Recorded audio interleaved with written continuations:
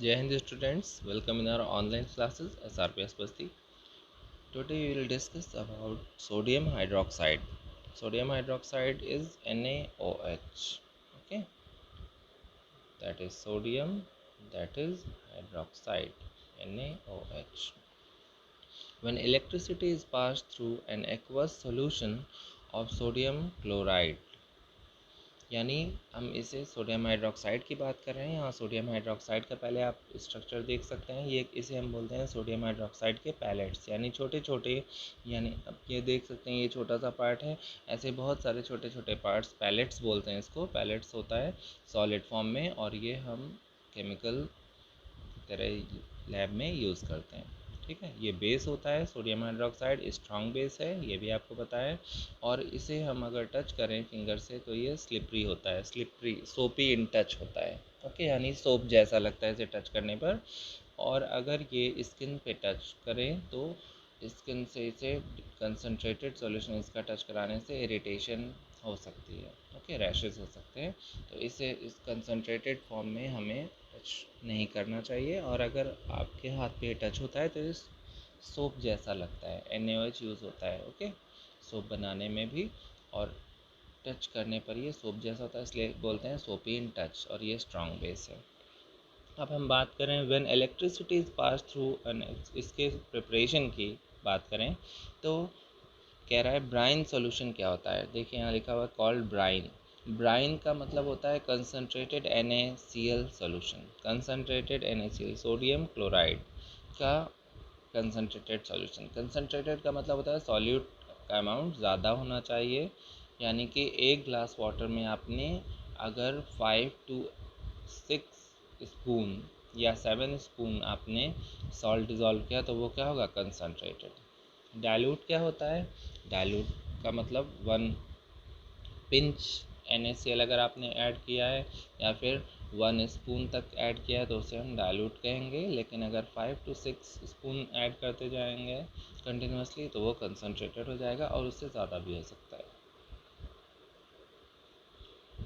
Next is it decomposes to form sodium hydroxide। Okay, यानी कि जब हम इसमें इलेक्ट्रिसिटी पास कराते हैं तो ये सोडियम हाइड्रोक्साइड फॉर्म करता है। The process is called chlor alkali process.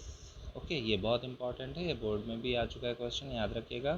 क्लोर alkali process कहते हैं इसे। ठीक है, इसके फॉर्मेशन को, क्लोर मतलब क्लोरीन से रिलेटेड है, एल्कली का मतलब बेस।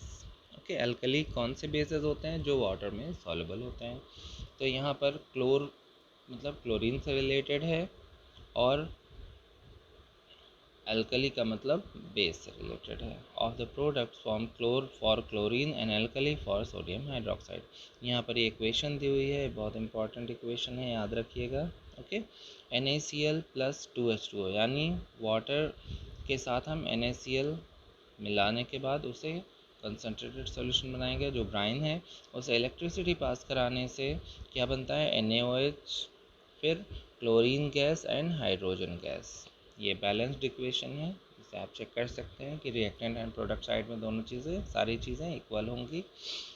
क्लोरीन गैस, इसमें देखिए अब इम्पॉर्टेंट बात आएगी कि इलेक्ट्रिसिटी जो हम पास कराते हैं तो कैथोड और एनोड होता है।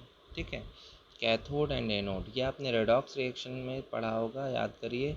मैंने आपको बताया था cat cat red and an ox. इसका मतलब होता था एनोड पे ऑक्सीडेशन होता है और कैथोड पे रिडक्शन होता है। ओके, ऑक्सीडेशन रिडक्शन आप जानते हैं, जैसे हमने ऐसे भी डिस्कस किया था, ऑक्सीजन का एडिशन ऑक्सीडेशन, हाइड्रोजन का addition reduction.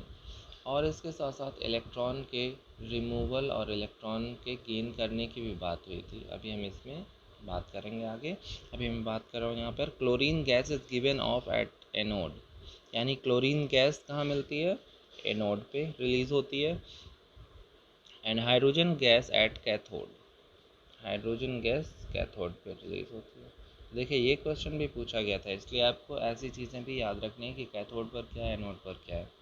The 3 product produce in this process are all useful. देखिए तीनों ही चीज़ें इंपॉर्टेंट है, hydrogen gas, chlorine gas and sodium hydroxide. अब हम बात करेंगे कि ये कैसे डायग्राम में समझ सकते हैं इसे हम। यहाँ है important product from the chloroalkali process. इस डायग्राम में देखिए, यहाँ पर ये पूरा कंटेनर है, ये जो ब्लू कलर का आपको दिख रहा है ये क्या है, सॉल्यूशन। ओके, और यहाँ पर एक ये बीच में मेम्ब्रेन लगी हुई है, ये डॉटेड लाइन से जो बना हुआ है, यहाँ लिखा हुआ मेम्ब्रेन है ये। ओके, और ये ब्लैक कलर के दोनों जो हैं ये इलेक्ट्रोड होते हैं। ठीक है, ये इलेक्ट्रोड्स होते हैं। एक इसमें एनोड है, देखिए ये कनेक्टेड है इस वायर से, और इस साइड में ये कैथोड है। कैथोड का मतलब निगेटिवली चार्ज, एनोड का मतलब पॉजिटिवली चार्ज होता है। ओके, हमेशा कैथोड टू एनोड इलेक्ट्रॉन का ट्रांसफ़र होता है। ठीक है, कैथोड पे कौन सी चीज़ अट्रैक्ट होगी, निगेटिवली चार्ज पे हमेशा पॉजिटिव वाली चीज़ अट्रैक्ट होगी, और पॉजिटिव वाले इलेक्ट्रोड पे हमेशा निगेटिव वाले चीज़ अट्रैक्ट होगी। यानी इलेक्ट्रॉन यहाँ पर गेन होगा, यहाँ से इलेक्ट्रॉन रिलीज़ होगा, यहाँ से रिलीज़ होगा और यहाँ पे गेन होता है। ठीक है, अब देखिए एनोड पे क्लोरीन गैस रिलीज़ हो रही है, ये देखिए। ठीक है, यहाँ पे बना हुआ है रिलीज़ होना क्लोरीन का, और यहाँ पर हाइड्रोजन गैस रिलीज़ हो रही है कैथोड पे। तो ये बहुत इंपॉर्टेंट चीज़ है कि आपको याद रखना है, कैथोड पर और ये एनोड पर रिलीज़ होती है। हाइड्रोजन गैस के लिए लिखा हुआ है it can be used as fuels, margarine, ammonia for fertiliser. यानी ये चीज़ें बनाने में ये यूज़ होता है। हाइड्रोजन गैस को फ्यूल की तरह भी यूज़ करते हैं, आप जानते हैं। लाइट होता है बहुत वेट में, ठीक है, और फ्लैमेबल भी होता है, इसलिए फ्यूल की तरह यूज़ हो सकता है। वाटर ट्रीटमेंट में, क्लोरीन की बात कर रहे हैं, वाटर ट्रीटमेंट में ऑक्सीडाइजिंग पावर होती है इसमें, इस वजह से यूज़ करते हैं वाटर ट्रीटमेंट में। Swimming pool, PVC, disinfectant, CFCs, pesticides, यानी ये सारी चीज़ें बनाने में क्लोरीन का भी यूज़ होता है। पीवीसी क्या है, पॉलीविनाइल क्लोराइड, पॉलीमर होता है, प्लास्टिक पाइप्स जो बनते हैं। डिसइंफेक्टेंट्स का मतलब होता है जो पेस्टिसाइड्स जैसी चीज़ें होती हैं जिनसे रिपेल करते हैं जो इंसेक्ट्स को। ओके, ऐसी चीज़ें। और सीएफसी, क्लोरोफ्लोरोकार्बन्स। और वाटर को प्यूरिफाई करने में भी क्लोरीन टैबलेट्स का यूज़ किया जाता है, आप जानते होंगे।